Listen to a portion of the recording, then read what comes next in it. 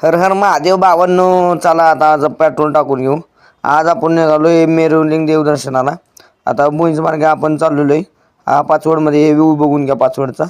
आता बघा आपण आणेवाडीत आता जवळजवळ पोहोचत आहोत. आता टोल नाका लागेल, हा आणेवाडी टोल नाका.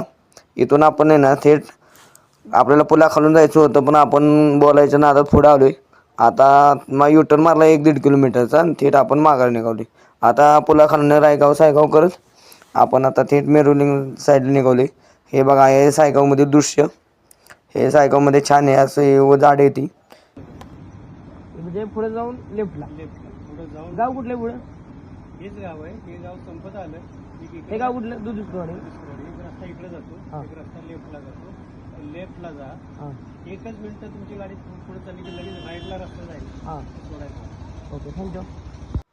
बाबांनी सांगितलेला मार्ग केलेला प्रवास आपल्याला लॉंग व्हिडिओमध्ये पाहायला मिळेल.